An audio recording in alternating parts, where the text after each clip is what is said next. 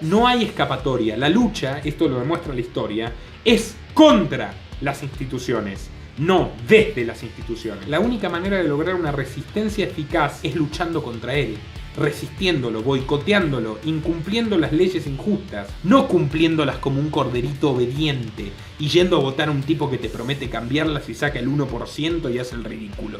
Paraguay es el único país del mundo donde por presión social está prohibida la ideología de género en las escuelas. Así que yo, en vez de mirar a Estados Unidos, miraría a Paraguay. No existen los cambios políticos. Te lo dije en la entrevista anterior. ¿Qué podías esperar de Bolsonaro? Mínimo que suprima el Ministerio de la Mujer. No lo hizo. Puso una evangélica sionista al frente del Ministerio de la Mujer. Nos obligan, en el caso de Argentina, a elegir a nuestros representantes. O sea, vos no podés elegir si sos esclavo o sos libre, pero sí podés elegir quién te pone las cadenas y quién te pega con el látigo. Tampoco podés elegir si te pegan o no te pegan con el látigo. La palabra griega farmacón significa al mismo tiempo remedio y veneno. ¿Es verdad que antes la gente se moría a los 30 años? No, es una miserable mentira. En la Grecia de Hipócrates, en la Edad Antigua, la gente vivía 50, 60, 70, 80 años. En la Francia de los Ilustrados, la gente vivía 50, 60, 70, 80 años. Y en la Argentina del 2019 la gente vive 50, 60, 70 y 80 años con suerte. O sea, la escolarización es lo contrario del aprendizaje. La escolarización te dice qué tenés que pensar. El aprendizaje te permite elaborar tus propias conclusiones y, por otro lado, administrar tu tiempo de manera más útil. Que la cárcel escolar, como la llamé siempre, y tengo los testigos, no se trataba de educarte, sino de disciplinarte. Sistema escolar. Bueno, en la Atenas de Pericles había 300.000 personas. ¿Bien? No había un solo analfabeto y no había una sola escuela. La tradición de conocimiento era oral. Y los griegos desarrollaron absolutamente todas las áreas del conocimiento humano hasta límites muy superiores a los que hoy hemos llegado. Hace poco estalló el escándalo de Piero Anversa, este cardiólogo mega reputado que publicó 31 estudios truchos en una revista de Harvard porque le pagaban los impulsores de la investigación con células madre. Murieron muchísimas personas como consecuencia y los yanquis tuvieron que pagar una multa. No fue preso. Preso va Assange, el periodista más heroico del siglo XXI. Estos tipos no. Bueno, continuamos con esta segunda parte de la entrevista a Nicolás Moraz. Vamos a tratar otros temas muy interesantes también e importantes. Nicolás, hace unos días estuviste nuevamente en TLV1, en el canal de YouTube.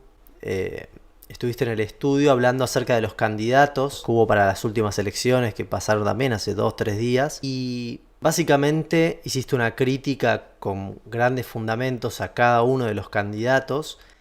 Y a mí me surge la duda de si existe alguna manera, según tu punto de vista, de combatir este gobierno mundial al que nos están dirigiendo desde las altas esferas, desde los partidos mayoritarios. Digamos, uno podría pensar, en vez de hacerme una organización que voy a tardar un montón en crecer, quizás me hago esa organización, pero me meto en un partido mayoritario para tratar de hacerme espacio a ver si en algún momento logro no solo captar más gente, sino logro algún resultado, alguna ley, algo. No vas a llegar ni a la esquina, salvo que lo que quieras es tener sueldo de diputado, 70 empleados y un auto oficial y pasajes gratis. Si ese es tu sueño en la vida, adelante. Si vos querés cambiar algo, no vas a llegar ni a la esquina. Yo soy anarquista porque el anarquismo es la postura más pragmática y realista. Contra lo que dicen los ignorantes, la mayor utopía es que si vos sabés que hay gente mala en el mundo, le des a unos poquitos el poder de gobernar los destinos, la vida y la propiedad del resto del planeta. O sea, el principal argumento contra el anarquismo es, pero si la gente, o sea, vos si dejás a la gente libre se van a matar. No, nosotros vivimos en la ley de la jungla. Nosotros vivimos bajo la ley del más fuerte. A ver, preguntale a Rodríguez Lastra si no vivimos bajo la ley de la jungla. Preguntale a Assange si no vivimos bajo la ley de la jungla. Vos podés ir preso siendo inocente, podés ir preso siendo un héroe y podés mandar y decidir sobre el resto de los demás siendo un criminal, que es el caso de absolutamente todos los políticos. Los liberales plantearon en el siglo XVIII, Locke y Montesquieu, la división de poderes. En el siglo XIX fueron los liberales los que enterraron esa idea y dijeron, nos equivocamos. Ya en el año 1883-1884, Herbert Spencer advierte que el Partido Liberal Inglés, que era el que se proponía como el partido del pueblo, los Whig, los defensores del pueblo frente al avance del gobierno sobre sus vidas, desde que entró en el Parlamento había mucho más leyes, mucho más prohibiciones ridículas, mucho más impuestos, y los parlamentarios liberales eran tan aristócratas y tan oligarcas y tan elitistas y tan mercenarios como los Tories, como los conservadores.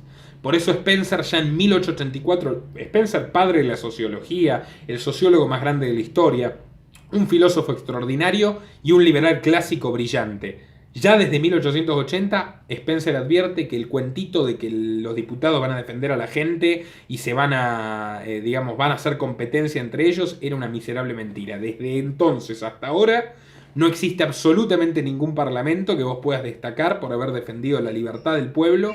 Todo lo contrario. Desde entonces tenés mucho más Estado, mucho más leyes, mucho más represión, mucho más vigilancia. Y la vida de todos es más difícil. ¿Bien? Bueno. Lysander Spooner, otro brillante liberal, un personaje extraordinario, ya escribe Sin traición, la Constitución sin autoridad, donde refuta esa ridícula idea del contrato social de Rousseau. O sea, que el Estado se basa en un contrato que nadie firma. Porque esa es la farsa democrática de que nosotros en realidad somos libres porque nos obligan, en el caso de Argentina, a elegir a nuestros representantes. O sea, vos no podés elegir si sos esclavo o sos libre, pero sí podés elegir quién te pone las cadenas y quién te pega con el látigo. Tampoco podés elegir si te pegan o no te pegan con el látigo. A ver, Buchanan, que fue un gran economista, uno de los últimos grandes economistas del siglo XX, él dice en la teoría de la elección pública qué clase de criterio serio podés proponer para decir que una persona cuando llega a una posición de poder y tiene la capacidad de actuar para sus propios intereses, perjudicando a los demás, no lo va a hacer. O sea, tenés que depender de que los políticos sean ángeles, porque claramente es mucho más fácil para los jueces entongarse con el Poder Ejecutivo, o para el Poder Ejecutivo entongarse con los diputados, antes que enfrentarse entre ellos y defender a la gente. Si nosotros de todas formas vamos a tener que pagar los impuestos más altos del mundo, tragarnos las leyes de género más agresivas. No existen los cambios políticos. Te lo dije en la entrevista anterior. ¿Qué podías esperar de Bolsonaro? Mínimo que suprima el Ministerio de la Mujer. No lo hizo. Puso una evangélica sionista al frente del Ministerio de la Mujer. Donald Trump envía por el mundo a su hija Ivanka, que es la virtual primera dama, a promover el empoderamiento femenino. Buscalo, está en La Nación, no en un blog conspiranoico. Ivanka Trump, la hija de Trump, vino a la Argentina en misión oficial del gobierno norteamericano a promover a Jujuy el empoderamiento femenino. O sea, además de sionistas, son feministas Bolsonaro y Trump. Acá no hay escapatoria. La lucha, esto lo demuestra la historia, es contra las instituciones, no desde las instituciones. ¿Es imposible abolir al Estado? Sí, pero por lo pronto, la única manera de lograr una resistencia eficaz es luchando contra él, resistiéndolo, boicoteándolo, incumpliendo las leyes injustas, no cumpliéndolas como un corderito obediente y yendo a votar a un tipo que te promete cambiarlas y saca el 1% y hace el ridículo. ¿Bien? A ver. Ejemplo concreto. Paraguay, gran país. Yo como liberal no te pongo de ejemplo la oligarquía monopólica chilena que bien ha desmitificado en nuestro canal los liberales el gran Martín Venegas Ortega. Yo te pongo a Paraguay como ejemplo. Y te digo, Paraguay no es un país liberal, no existen los países liberales, pero es una sociedad que tiene algunos conceptos muy claros. ¿Vos sabés por qué Paraguay tiene los impuestos más bajos del continente? El 75% de los negocios en negro. Prácticamente no hay indigentes y tiene la mayor movilidad social de América Latina, o sea, gente que era pobre y hace su negocito y prospera y le da un mejor futuro a sus hijos. Porque cuando los senadores paraguayos quisieron aumentar el IVA del 9-10%, creo que lo querían aumentar un par de puntos, Los paraguayos agarraron las fotos de los senadores que impulsaron el proyecto y desde la despensa más humilde hasta el restaurante más bacán les prohibieron el derecho a entrada, les tiraron frutas podridas a sus autos, los taxistas fueron a tocarles bocina a su casa hasta las 5 de la mañana. ¿Bien? No le vendían ni yerba a las sirvientas, les pintaron las casas. Conclusión, no se subieron los impuestos. ¿Sabes qué pasó en Paraguay cuando Horacio Cartes, su anterior presidente, equivalente a Macri, tipo rico, mafioso, etcétera, quiso comprar a la oposición, y de hecho lo hizo, para sacar una reforma constitucional y permitirle ser reelegido, porque en Paraguay no hay reelección? Bueno, él agarra, compra a los diputados de la oposición en uno de estos movimientos típicos que pasan en todas partes, especialmente en los países del primer mundo, especialmente, lo aclaro. El pueblo paraguayo agarró y prendió fuego el Congreso. Hace 3 años pasó esto. No mataron a nadie, pero incendiaron el Congreso. Conclusión, Cartes no obtuvo su reelección. Paraguay es el único país del mundo donde por presión social está prohibida la ideología de género en las escuelas. Así que yo, en vez de mirar a Estados Unidos, miraría a Paraguay. Vos sabés lo que es mi pronunciación es pésima, pero se escribe plea bargain. Es el mecanismo por el cual la policía estadounidense te extorsiona para que aceptes cualquier cargo en tu contra. Si vos sos un hombre de escasos recursos y te acusan de una infracción de tránsito que no cometiste, la policía puede venir y te dice, bueno, ¿aceptás el cargo? No, perfecto. Vos me pegaste, me escupiste, te trataste de escapar y atropellaste un perro. ¿Quién es el testigo? El otro policía. Te armamos 5 causas. Puedes ir preso 50 años, porque así es Estados Unidos. Entonces tenés que aceptar. Vos sabés que Uber, hablando en la entrevista pasada del capitalismo corporativo que defienden los pseudoliberales, Uber contrató al ex fiscal general de Estados Unidos, de Obama, Eric Holder, para poder perseguir a todos sus empleados, desde gerentes a conductores, por acoso sexual y echar gente sin indemnización. Bueno, eso es Estados Unidos. En Estados Unidos vos tenés la mayor población encarcelada de la historia de la humanidad, en número y en proporción. Tenés 3 veces menos población que China y 3 veces más presos. O sea, hay 10 veces más encarcelamientos en Estados Unidos, proporcionalmente, que en la China del Partido Único Comunista, donde, por cierto, sus principales socios son las corporaciones norteamericanas. En Estados Unidos las cárceles son un negocio. O sea, las cárceles es una de las industrias más fructíferas que existe. Como contratista de cárceles, los Macris estadounidenses lo que hacen es lo siguiente. Toman a los más aventajados estudiantes de Derecho de las principales universidades del país y les dicen, yo voy a ser tu mecenas. Te pago todos los cursos, los posgrados, te financio la carrera si tenés buen promedio desde el principio. Si vos vas a ser sheriff, por ejemplo, que es un cargo electivo, o fiscal, o vas a querer ser juez, yo apoyo tu carrera en la magistratura. La condición es que mandes la mayor cantidad de gente presa posible. Y si vos vas a ser legislador, la mayoría de los legisladores son abogados, como en todas partes, yo te pago porque saques la mayor cantidad de leyes represivas que manden gente a la cárcel. Si sos demócrata, leyes feministas que metan hombres inocentes presos. Si sos republicano, leyes fascistas que pongan a los musulmanes inmigrantes presos. No me importa, el punto es que haya presos. Por eso Estados Unidos tiene 6 millones de presos, entre los que están cumpliendo condena, casi 2 millones, y los que están en libertad condicional.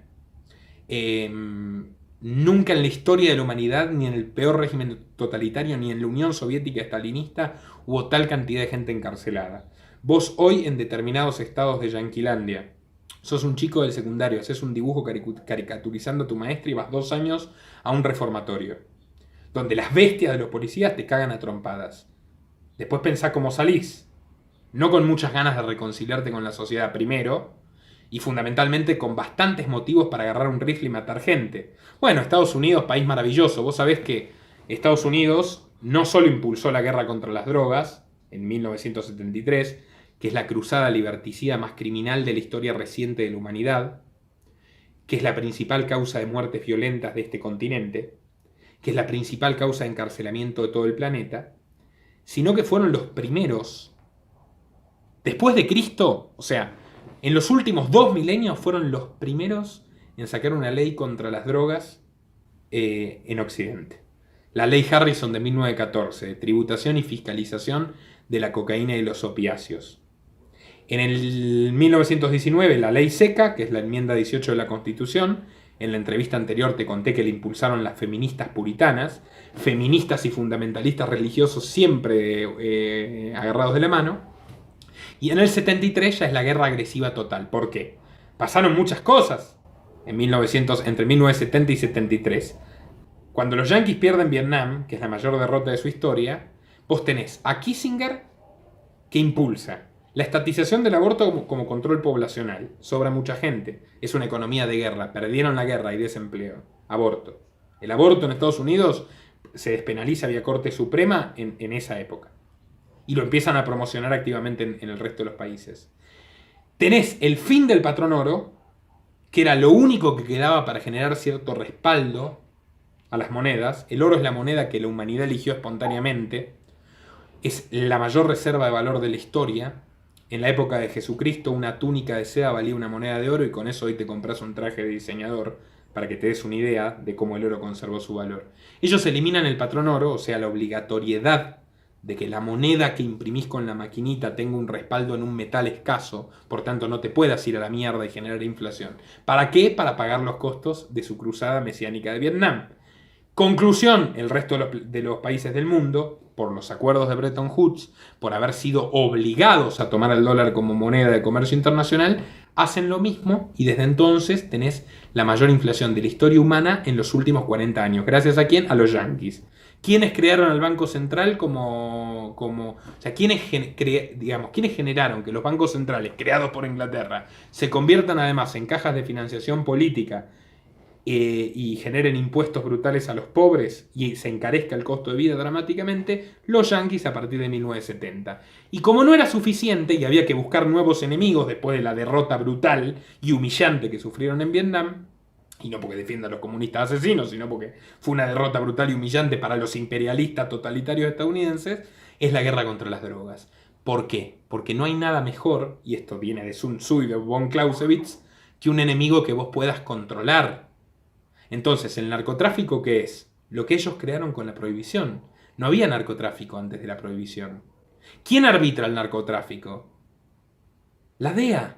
¿Quién controla la seguridad y la defensa de todos los países del planeta desde esa miserable guerra que los soviéticos no tardaron ni 2 minutos en aprobar? Porque no hay nada más liberticida. Si no hay nada más liberticida que un soviético, es un estadounidense. O sea, son tal para cual. Bien.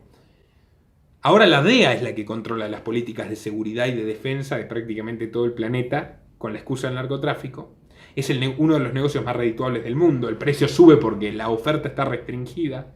La competencia se dirime a tiros y eso genera una necesidad artificial de más policía, más represión, por tanto más control estadounidense sobre los países, más imperialismo, menos libertad. ¿Por qué cada vez hay más muertes y cada vez hay más drogas? Precisamente porque la prohibición es una guerra perpetua. Es una guerra que nació para que nunca se termine. Es como el terrorismo islámico. A ver, si vos estudiás mínimamente, sabés que hay una comisión que públicamente, una comisión del Senado estadounidense, crea Al Qaeda y pone al aristócrata saudí Osama Bin Laden, socio de la familia Bush en innumerables negocios petroleros, lo pone al frente de la yihad de Al Qaeda que ellos crean y financian para combatir el avance soviético en Afganistán. Si vos estudiás el libro Fuera de Control de Daniel Stulin, podés ver las transferencias bancarias que realizó el gobierno de Obama para financiar ISIS. Si vos estudiás un poco de historia, descubrís que el Imperio Británico, para desestabilizar el gobierno laico de Gamal Abdel Nasser en Egipto, creó a la Hermandad de los Hermanos Musulmanes. A ver, durante 1000 años de historia en los países musulmanes, cristianos y judíos tenían plenitud de derechos. Y ahora, en los últimos 70 años, tenemos terrorismo islámico precisamente cuando le conviene a la industria militar estadounidense. O sea, Estados Unidos es una economía de guerra. Estados Unidos no le vende un tractor a nadie. Estados Unidos lo único que tiene es el monopolio a través del sistema de patentes, que es un robo. Los liberales lo denunciamos desde su origen. Tienen los microchips, las corporaciones de internet que nos vigilan, los bancos, que no es poco, los bancos de inversión fundamentalmente, por ejemplo BlackRock, que es el dueño de Google y Mercado Libre, no los boludos que ponen la cara, lo podés ver en el reparto accionario, y la industria de la guerra, que es su principal exportación. Estados Unidos es un imperio bélico, no es un imperio mixto como el británico, que era horroroso de todas formas, que era militar y era comercial. Estados Unidos es un imperio militar, como lo fue el romano, pero sin la grandeza de los romanos. Bien, hay un negocio. O sea, hay un negocio detrás de cada medida que combate la libertad de las personas. Claro. Hablaste recién del negocio del narcotráfico, que se solventa gracias a las drogas ilegales, pero también hay drogas legales y muy difundidas también, y que a veces hasta son la principal pauta, la principal financista de algunos medios de comunicación. Los fármacos, el negocio. La farmacia. Claro. Bueno, mira, justamente ahora que yo me puse a leer a Hipócrates y a los fundadores de la medicina, porque yo soy un total ignorante en el tema y creo que la gente tiene que educarse en esto para no convertirse en esclava de la farmacia y de la industria de la enfermedad, de la iatrogénesis, descubrí que la palabra farmacón, la palabra griega farmacón, significa al mismo tiempo remedio y veneno. O sea, desde Hipócrates, desde la edad antigua, existe la conciencia de que las drogas pueden servir para sanar o para matar, todas. Depende del uso que les des, depende de cada organismo en particular, que es algo que la medicina moderna rechaza de llano, y por eso hay cada vez más enfermedades, que los cuerpos asimilan de distinta forma las mismas sustancias. Depende de la dosis y, por supuesto, del conocimiento de quien la prescribe. Los médicos de hoy son técnicos y el principal negocio de la farmacia es enfermarte. Hay un autor brillante, que no es liberal por cierto, pero para mí es el pensador más completo del siglo XX, Iván Ilich. Iván Ilich llegó a ser obispo católico, lo separaron de la iglesia precisamente por sus ideas subversivas, y escribió 4 textos brillantes que creo que describen al despotismo moderno de una manera más inteligente y analítica, sustantiva, no adjetiva, que cualquier otro pensador contemporáneo. Uno de ellos es Némesis Médica, la expropiación de la salud. Y Ilich ahí plantea qué es la iatrogénesis. La iatrogénesis es el negocio de que siempre estés enfermo. O sea, la iatrogénesis es que tu cuerpo se vuelva cada vez más dependiente de los químicos. Y más allá de eso hay todo un oscurantismo actual en la medicina, en la industria médico-farmacológica, porque los estudios no solo que son cada vez más caros, sino que son restringidos a las universidades, están financiados por corporaciones farmacéuticas o por gobiernos y no son fácilmente replicables. Por tanto, ya no es fácil determinar la veracidad científica de un estudio. Tenés estudios que te dicen que el chocolate te mata y estudios que dicen que el chocolate te salva. Todo depende de quién lo pague. Hace poco estalló el escándalo de Piero Anversa, este cardiólogo mega reputado que publicó 31 estudios truchos en una revista de Harvard porque le pagaban los impulsores de la investigación con células madre. Murieron muchísimas personas como consecuencia y los yanquis tuvieron que pagar una multa. No fue preso. Preso va Assange, el periodista más heroico del siglo XXI. Estos tipos no. En Estados Unidos el 36% de los chicos en algún momento tomó Ritalin. Ritalin es una anfetamina. Si vos mirás la estructura del Ritalin, contiene la estructura de la metanfetamina, que es supuestamente de las drogas prohibidas la más peligrosa. ¿Viste Bart Simpson? Cuando lo medican, es la parodia del Ritalin. 36% de los chicos han sido diagnosticados con síndrome de déficit de atención, que es un invento precisamente para drogarlos con anfetaminas y convertirlos en robots incapaces de razonar, que solo puedan obedecer y concentrarse en las tareas que les asignan. La cocaína, ¿vos sabés de dónde viene Merca? De Laboratorios Merck, que fue precisamente la compañía farmacéutica que la creó y que sigue operando al día de hoy. A ver, desde el mezcal mexicano hasta el opio afgano, todas las civilizaciones de la historia humana, en 5.000 años de historia de la civilización y de la historia escrita, tienen sustancias psicoactivas que han servido desde los rituales religiosos, preguntarle a los sufís, por ejemplo, hasta la experimentación o el mero placer, como las bacanales romanas. Y nunca hubo problemas. ¿A quién se le ocurrió prohibir las drogas? A los déspotas estadounidenses. Tuvieron un precedente, es verdad, en el año 186 a.C., si no recuerdo mal, cuando se prohíben los rituales báquicos. La República Romana, el Senado de Roma, está muy preocupado precisamente porque muchos de sus ciudadanos desobedezcan los mandatos que el gobierno establecía, porque se iban a las bacanales, estas fiestas donde las sacerdotisas le daban setas alucinógenas, vino, grandes banquetes, y a través de la experimentación psicoactiva, eran ritos iniciáticos básicamente, adquirían otro tipo de conocimiento sobre la vida. En la persecución de las bacanales, para que te des cuenta cómo siempre fracasan las leyes prohibicionistas, tuvieron que instaurar de inmediato una medida de delación, incentivar a los delatores, porque la única manera de saber quién efectivamente consumía sustancias psicoactivas era que a otro lo denuncie. Y con eso terminaron generando un clima de odio colectivo similar al de las falsas denuncias feministas de la actualidad, donde terminaron 7.000 personas presas, y estamos hablando de Roma antes de Cristo, incluyendo senadores, y tuvieron que retirar la medida porque era un caos y estaban al borde de la guerra civil. O sea, siempre la pretensión de los enemigos de ciertas drogas es controlar la conducta humana, meterse en el espacio más íntimo de una persona. Lysander Spooner, brillantemente, uno de los más grandes liberales de la historia, escribió en 1874 Los vicios no son delitos, una reivindicación de la libertad moral, un ensayo que te explica con una sensatez invencible cómo lo que uno considera vicio, otro puede considerar que no es vicio, y en todo caso todas las acciones que un hombre toma pueden tener consecuencias negativas para su vida o su propiedad, pero en tanto y en cuanto no afecten, no agredan los derechos de terceros, vos tenés que respetarlas, porque así funciona el mundo, así funciona, te diría, la evolución y hasta la selección natural. O sea, vos tenés que ser dueño de tus decisiones. La libertad conlleva responsabilidad. Si vos quitás libertad, también quitás responsabilidad. Te convertís automáticamente en un esclavo. Yo vengo denunciando el tema de las drogas hace décadas, básicamente. Bueno, no décadas porque no lo tengo, pero fue uno de los temas que desde el primer momento llamó mi atención, incluso cuando yo era abstemio y no consumía absolutamente nada. Pero a ver, ahora te quieren decir que precisamente las drogas asesinan a las personas en masa.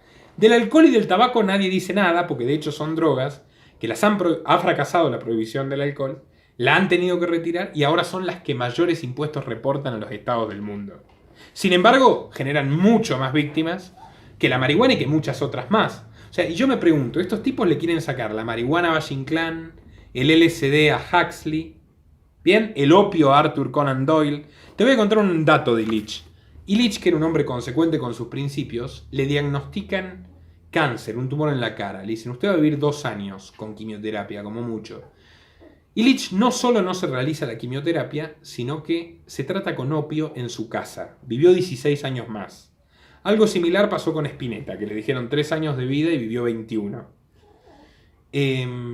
Avicena, que lo estudia en las facultades de medicina como uno de los 3 padres de la medicina, junto con el griego Hipócrates y el romano Galeno, decía en el siglo XI en Persia que el opio era la bendición de Dios para los hombres sabios. La primera droga que los yanquis prohíben en 1914 precisamente es el opio.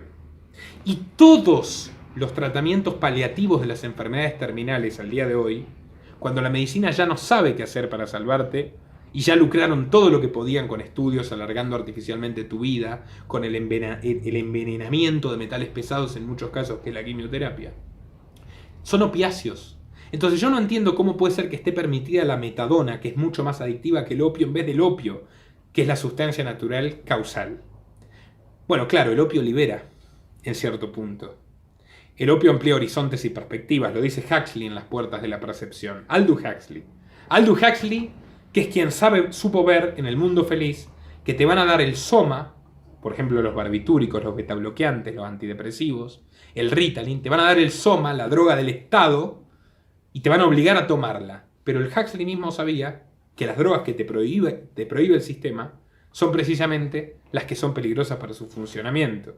Por eso yo defiendo la liberalización completa, venta, consumo y producción de todas las drogas, y me opongo al modelo uruguayo, al modelo de George Soros, que acá quiere copiar Alberto Fernández. Porque en Uruguay tenés, te lo dicen ellos mismos, la misma cantidad de marihuana incautada, la misma cantidad de presos por no adecuarse al régimen legal. Ahora tenés, el Estado monopoliza el cannabis, subió el precio, tenés un registro de consumidores. Si te excedes en las dosis, en vez de mandarte a la policía, te mandan a los psiquiatras. O sea, mafia psiquiátrica. Farmafia, porque además después te desenganchan con sustancias químicas más adictivas. O sea, dejate de joder. Y 11 farmacias venden marihuana de uso recreativo. O sea, ¿dónde está la libertad? Y el resto de las drogas tienen penas aún más altas que antes. ¿Qué pasa? Descubrieron que la marihuana, monopolizada por el Estado, que es quien se encarga de qué cepa de cannabis sativa te da, de qué tipo de THC vas a consumir, puede ser utilizada como soma. Entonces, yo creo que lo que falta acá es que la gente se eduque al respecto. Porque el narcotráfico y la prohibición, que están estrechamente ligados, generan muertes de inocentes, encarcelamientos de inocentes, y fundamentalmente afectan a la gente que no tiene absolutamente nada que ver. Por tanto, no hay forma de defender lógicamente la política de drogas que tenemos hoy en día. Excelente. Y veo que en un momento hablaste del Ritalin en Estados Unidos, una droga que pareciera ser para estupidizar a parte de la población. No, ojo. Robotiza. Te disciplina y facilita una extrema concentración. Claro. Te hace... bloqueando sinapsis neuronales. Porque todas las drogas psiquiátricas lo que generan es anular una parte de tu cerebro. Por ejemplo, las que ahora le dan a todos los chicos que consideran depresivos, bipolares, etc., la mafia psiquiátrica, son drogas que inhiben la producción de dopamina. O sea, no solo te condenan a ser infeliz, porque es el negocio de la psiquiatría, que seas perpetuamente esclavo de ella, sino que además te inhiben de la posibilidad de rebelarte y de pensar con rapidez. La dopamina es el combustible de las sinapsis neuronales. O sea, sin dopamina o con dopamina restringida vos te convertís en un autómata estúpido e idiota. Y eso es lo que produce hoy la medicina moderna. Yo recomiendo para echar luz al respecto a Thomas Szasz, una eminencia psiquiátrica que escribió El mito de la enfermedad mental. Un psiquiatra reputadísimo que dijo, bueno, basta de mentir. Las enfermedades mentales, vos sabrás, se eligen por votación. No existe ninguna enfermedad real que se elija por votación. Una enfermedad real tiene que tener un conjunto de síntomas relacionados entre sí que en caso de no tratarse te conlleven a una disminución de tu esperanza de vida. O sea que te mata. Tarde o temprano te mata si no la tratas una enfermedad. La enfermedad mental no es así. La enfermedad mental es un conjunto de características de personalidad que arbitrariamente un grupo de lobistas, que es la Asociación Americana de Psiquiatría, volvemos al imperio liberticida estadounidense, elige cada año como enfermedades. Por eso te pueden decir hace 25 años que la homosexualidad era una enfermedad, mentira total, y ahora que existen 112 géneros, mentira total. Esto básicamente es la diferencia entre cientificismo, o sea, el fetiche de la ciencia, o sea, la corporación científica, contra la verdadera ciencia, el espíritu científico, que es algo que vos podés comprobar por tus propios medios, que es replicable, que está en constante revisión. La ciencia se ha convertido en la anticiencia, o sea, los sacerdotes del siglo XXI son los médicos. Y como diría Foucault, esto es biopoder. Ya no tienen solamente el control sobre tu mente, tienen el control químico y biológico sobre tu cuerpo. Y la ignorancia de las personas las hace esclavas. Por eso yo me puse a estudiar medicina. Yo, tengo 25 años. Hay un tendal de padres muertos de mis amigos. Todos de clase media, muchos deportistas, se cuidaban. Todos murieron entre los 55 y los 60. En conclusión me puse a investigar. ¿Es verdad que antes la gente se moría a los 30 años? No, es una miserable mentira. En la Grecia de Hipócrates, en la Edad Antigua, la gente vivía 50, 60, 70, 80 años. En la Francia de los Ilustrados, la gente vivía 50, 60, 70, 80 años. Y en la Argentina del 2019, la gente vive 50, 60, 70 y 80 años con suerte. La diferencia es que ahora nuestros cuerpos son más vulnerables y consumimos una enorme cantidad de fármacos que antes los médicos no prescribían. Y por otro lado, los médicos, ya te digo, son técnicos. El gran problema son las corporaciones biotecnológicas y farmacéuticas que diseñan las sustancias. El médico no comprende la farmacodinamia, repite lo que aprende. Y es muy peligroso que nosotros, como ignorantes, dice mi gran amigo Ricardo Iorio, que cada día lo quiero más, porque además es un cráneo, además una persona maravillosa. Nicolás, desde el momento que te sentás en una camilla y te pones un batulín blanco, ya no sos dueño de tu vida.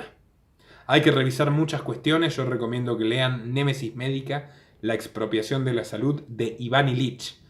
El mito de la enfermedad mental, de Thomas Szasz. Nuestro derecho a las drogas, de Thomas Szasz. Los vicios no son delitos, de Lysander Spooner. e Historia General de las Drogas del español Antonio Escotado, que por más que tenga algunas diferencias políticas con él, creo que es un erudito inconmensurable, es el mayor experto sobre el tema y echa luz. Él mismo se ha tomado la molestia de reseñar y consumir la mayor cantidad de sustancias que existen en la humanidad y darle un enfoque histórico, sociológico y químico a su utilización. Y eso es lo que te permite descubrir que este problema de la prohibición es una de las tantas veces en las que el Estado te rompe las piernas para luego entregarte las muletas. Es una trampa mortal.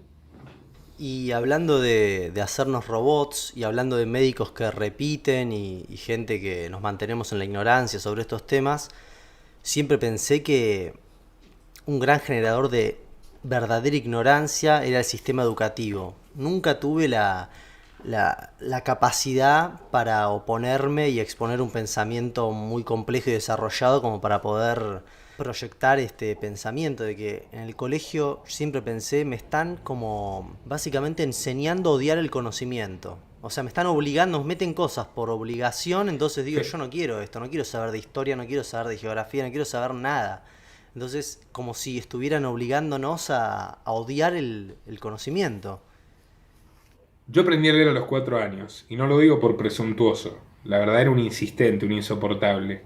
Y le dije a mi abuela, que era una mujer muy culta, políglota, profesora, enseñame a leer. Y además quería que me enseñe a leer un librito de Villiquen de Antigua Grecia, que era para chicos de 12 o 13 años. A mí me gustaban las figuras, ¿viste? Me terminé convirtiendo en un apasionado de la historia.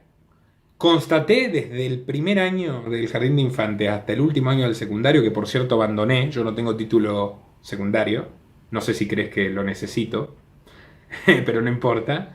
Yo creo que no, soy consecuente con mis principios. Sí, un despistado diría, no, este tiene que tener 3 títulos universitarios para estar hablando así. Un doctorado, sí me han dicho, no, yo por suerte no. Eh, Desde el primer año del jardín de infantes hasta el último año de la secundaria, que es cuando pude abandonar al cumplir 18 y huir y ser libre, aunque ya me he ido a vivir solo a los 15, yo siempre supe que la cárcel escolar, como la llamé siempre, y tengo los testigos, no se trataba de educarte, sino de disciplinarte. Yo me acuerdo la cantidad de maestras kirchneristas, adoctrinadoras que me tuve que fumar en la primaria, una incluso que nos estaba contando el cuentito fantástico de la juventud idealista de los 70, que ojo, tampoco es que los milicos fueran santos, era una manga de criminales, pero había claramente 2 bandos criminales. Yo le digo, no, señorita, eso es mentira, por esto y por esto. Le digo, el nunca más, le saco el reporte de la CONADEP, tenía 11 años, la tipa quedó así y dijo, ay, si sabés tanto venía a dar la clase. Bueno, me paré, borré el pizarrón y di la clase. Tenía el promedio más alto del colegio y me llevaban, digamos, me presentaban a cada visita académica que había o corporativa en el colegio, y sin embargo no me dieron ni la última escolta de un estandarte, porque lo que importaba no era ni siquiera tu capacidad, incluso dentro de esas reglas perversas, sino tu sumisión. O sea, que vos seas sumiso y obediente. La escuela es un invento de hace 150 años. O sea, muchas cosas son un invento de hace 150 años. El gran problema ha sido el positivismo. O sea, esta cuestión del Estado moderno que se propone como tu benefactor, cuando en realidad el Estado moderno es la forma de violencia más autoritaria e invasiva que ha existido nunca. De la mano de las corporaciones que dicen que han traído el progreso, mi ley Dixit, y que en realidad son oligopolios y monopolios que viven de incentivar una casta política que prohíbe, regula y restringe el surgimiento de competencia. Por tanto, tienen mercados cautivos, esclavos. O sea, yo te digo, mercado libre es lo mismo que la FIP, básicamente, hoy por hoy. Por eso tiene prebendas y privilegios estatales, no porque sean grandes emprendedores, al contrario, porque ayudan al Estado a robarle a las personas. Bueno, así funciona el capitalismo moderno, y todo esto tiene su origen, además, con la educación pública, la salud pública, etcétera, en el siglo XIX. Y el feminismo. O sea, gran parte de lo que vivimos ahora comenzó a gestarse hace menos de 200 años. Sistema escolar. Bueno, en la Atenas de Pericles había 300.000 personas. ¿Bien? No había un solo analfabeto y no había una sola escuela. La tradición de conocimiento era oral. Y los griegos desarrollaron absolutamente todas las áreas del conocimiento humano hasta límites muy superiores a los que hoy hemos llegado. O sea, hoy estamos en una instancia de conocimiento primitiva en comparación a lo que los griegos sabían. Gran parte de esa bibliografía fue quemada por la bendita Inquisición, que defienden ciertos trasnochados, y por muchas otras instituciones autoritarias, y rescatada por los árabes. Pero ha desaparecido muchísimo material. Ahora, a ver, sin embargo, no solo los griegos no eran analfabetos, la gente aprendía sus oficios haciéndolos. ¿Vos sabías cómo llegabas a ser ingeniero? Este es el nacimiento de la burguesía, ¿eh? Atentos los liberales. El nacimiento de la burguesía cuando era algo honesto, digamos, salimos de los feudos, del oscurantismo medieval que nos llevó al campo y volvemos a la ciudad, abrís un taller y vos entrás como aprendiz primero al taller. Y si demostrás que sabés, te convertís en ayudante. Y si sos bueno, te convertís en oficial. Y si realmente sos un experto, pero lo demostraste con tu trabajo, con tu experiencia, porque las cosas se aprenden haciéndolas, empirismo, te convertís en ingeniero. Samuel Smiles, un liberal de 1830, escribió un libro que se llama Self-Help, autoayuda, que no tiene nada que ver con Pablo Coelho, esta Mateas y esta manga de chorros. Al contrario, es una semblanza al espíritu del hombre autodidacta. Él explica cómo los más grandes inventos de la revolución industrial fueron realizados por gente que experimentaba en su casa, sin una formación académica, pero con mucha disciplina, mucha lectura elegida por ellos mismos. Esos son los casos de los grandes sabios del mundo. O sea, yo claramente no me considero para nada ni un sabio, ni un filósofo, ni un intelectual. Yo soy un divulgador, pero la realidad concreta, te lo dice el mismo Iván Illich, es que el sistema educativo lo que hace es estupidizarte. Te secuestran durante los 13 años de mayor creatividad de tu vida y te enseñan, te adoctrinan en realidad, te imponen una concepción totalmente mentirosa de que tu país o tu pueblo se resume en una bandera y un Estado. Y en realidad el Estado es el que oprime al pueblo. Pero consistentemente te meten eso en la cabeza. Te enseñan a obedecer, a pararte enfrente de alguien que manda, porque sí, porque no te explican sus decisiones. Te encierran, básicamente te extirpan tu vida y te convierten en una rata de laboratorio. Ahora vos tenés un montón de tipos que salen del secundario analfabetos. Ni que hablar de los universitarios. A mí me encanta cuando Illich se despacha contra los universitarios. ¿Dónde está el reducto del feminismo radical? En la clase media universitaria. ¿Dónde están los burócratas parásitos inútiles que no podrían vivir sin el Estado? En la facultad de Sociología, en la facultad de Comunicación Social. Esa manga de chorros. Y te digo más, vamos a ampliar un poco más. Los abogados. Los abogados proliferan como proliferan, no porque el derecho sea algo que inventó el Estado, sino porque el Estado y los abogados que son legisladores crea su propia necesidad a través de los parlamentos, generando cada vez más leyes incumplibles para joderle la vida a la gente, generando conflictos artificiales en la sociedad, y ahí aparecen los abogados. La corporación médica que se cubre entre sí. Vos tenés casos hoy cada día más notorios, por más que quieran evitar que haya notoriedad, porque las farmacéuticas son los principales sponsors de los medios, vos bien lo dijiste. En el sanatorio de Berazategui, donde le cortan la pierna equivocada a una mujer, 2 años antes un tipo había entrado con un brazo roto y terminó en estado vegetativo. Y no lo cierran. O sea, está el Estado que regula y vela por tu salud. Dale, déjate de joder. Los peritos médicos no son solamente peritos, y cubren a sus colegas. Por eso los médicos no van en cana por mala praxis. O sea, no solo son sacerdotes, también son aristócratas, tienen sus propios privilegios. O sea, vos ves cómo el Estado, vacunación compulsiva, más médicos, más farmacéutica. El Estado permanentemente crea necesidades artificiales y le permite a los universitarios tener un nivel de vida un poquito mejor a través de mercados cartelizados. Vos fíjate, lo más rentable de este planeta, yo no digo que sea lo mejor, pero lo más rentable es la informática. Lo que se puede sostener sin apoyo estatal. De todas formas lo utilizan y todas las grandes corporaciones, Google, Facebook, nos lo demostraron Assange y Snowden, viven despiernos. Es un hecho concreto. Toda nuestra información va a parar a los servidores de la National Security Agency, Proyecto Prisma. O sea, no lo niegan los yanquis. Es así. Bien. Ahora, ¿qué pasa? De todas formas, estas empresas que originalmente surgieron en el mercado sin apoyo estatal en un principio, las crean tipos que son autodidactas. O sea, el mafioso de Zuckerberg no terminó la universidad, Bill Gates tampoco, Steve Jobs tampoco, Galperín tampoco. O sea, los grandes informáticos te demuestran objetivamente que el sistema escolar no funciona. Sin embargo, esos mismos tipos meten guita en políticas públicas para que la masa se eduque en lo que a ellos les sirva. ¿Entendés? O sea, la escolarización es lo contrario del aprendizaje. La escolarización te dice qué tenés que pensar. El aprendizaje te permite elaborar tus propias conclusiones y, por otro lado, administrar tu tiempo de manera más útil. Yo ya te dije, Illich, La sociedad desescolarizada, texto brutal, me cambió la cabeza totalmente. Thoreau, otro gran héroe liberal, fundó una escuela libre antes de que lo metan preso por rebelarse contra la invasión estadounidense a México. También lo hizo Josiah Warren, pero acá mismo, William Morris, Almafuerte. Ellos pensaban que la gente a los 13 años tenía una idea de lo que quería. ¿Querés ser músico? Bueno, vas a ir con este muchacho que te enseña a tocar la guitarra y vas a ser músico. ¿Querés ser carpintero como tu papá? Anda a trabajar a la carpintería y aprende a hacerlo. ¿Querés ser arquitecto? Bueno, empezá en una obra de construcción y si demostrás que valés al lado de un arquitecto que sabe, te vas a ser arquitecto. El mundo funcionó así, nadie se moría. Al contrario, éramos bastante más libres antes. Lo que no significa que el pasado fuera mejor en todo. Sencillamente que hay un relato, que es el que les conviene a los dueños del sistema, de que nunca estuvimos mejor y que necesitamos que todo sea así.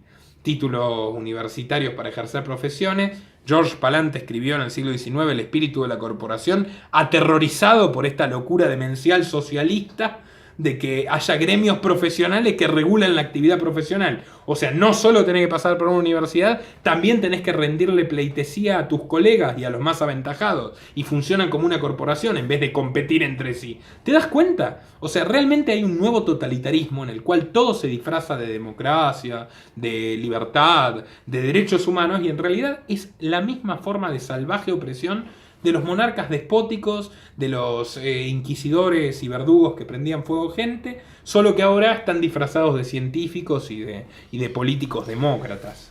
Bueno, a mí entonces me queda claro que vos te autodefinís como anarquista liberal, ¿puede ser? Yo soy liberal. ¿Y qué es para? Y yo soy liberal, tan liberal clásico como Gustave de Molinari, Herbert Spencer, Thomas Paine, Bastiat, Mariano Moreno. ¿Por qué muere Mariano Moreno? Tal vez por decir, si los pueblos no se educan, si no se vulgarizan sus derechos, si cada hombre no sabe lo que puede, lo que debe y lo que está obligado a defender, correremos la trágica suerte de suplantar nuestras cadenas por otras nuevas, mudando de tiranos en lugar de acabar con la tiranía.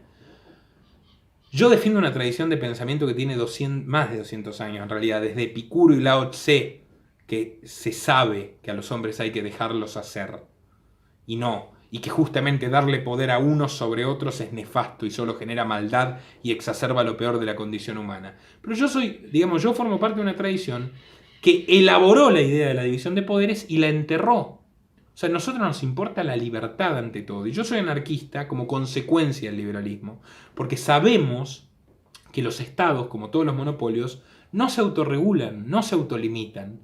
Y la historia lo demuestra. ¿Pagamos más impuestos ahora que hace 10 años? Sí. ¿Que hace 20? Sí. ¿Que hace 100? Muchísimos más. Acá y en todo el planeta. Y hay bancos. Y supuestamente estamos en una era dorada del capitalismo, según Milei, según Espert. Espert el que quiere crear la DEA argentina, seguir encarcelando y matando inocentes. ¿Bien? El que quería pedirle más deuda al Fondo Monetario. Nosotros sabemos que la deuda es ilícita. Los liberales fueron los primeros en repudiar la deuda externa, contra lo que dicen los zurdos y los pseudoliberales de mierda como Espert. ¿Por qué? Porque vos no podés contraer contrato como gobierno, vos no podés firmar un contrato en el nombre de tus ciudadanos, porque tus ciudadanos en realidad son esclavos. Nunca te eligieron realmente, porque no eligieron si vos podés tomar deuda a su nombre, sacarle la mitad de lo que ganan, educar a sus hijos en el dogma de género. No elegimos nada. Hay otros anarquistas que para mí tienen posturas muy valiosas, como Illich, que no es liberal, aunque tampoco le gustaba definirse con ninguna etiqueta. Y hay mucha otra gente que no es liberal y que es sumamente importante para las luchas antisistema que yo llevo adelante ahora. Lo único que te digo, desde el Estado no vas a llegar a ningún lado. La lucha es contra, no desde las instituciones. Cierro con esto y bueno, espero que tu audiencia sepa valorar este mensaje y los invito a todos a unirse al canal Los Liberales, que lanzamos junto con muchos otros liberales consecuentes y personas muy valiosas que quizá no tenían tanta exposición pública como yo, pero saben tanto o más que yo. Flavio Gardela, Martín Venegas Ortega, Guillermo Ferraro Medina, Manuel Cantero, así que son bienvenidos porque educar es combatir y el silencio no es mi idioma. Excelente, muchísimas gracias Nicolás por esta nota. A vos, la disfruté muchísimo. Dale. Y también los invito, y seguramente los invitarás vos, que sos el dueño de la organización, a unirse a Libertad y Equidad. Por supuesto. No soy el dueño, por Dios. Yo soy el presidente de la organización. Sí. Están invitados a formar parte. Entren a libertadequidad.org y no importan sus ideas políticas, lo que importa es que quieran oponerse al autoritarismo de género con acciones concretas. Excelente. Muchísimas gracias, Nico. Gracias a vos, Fede. Hasta luego.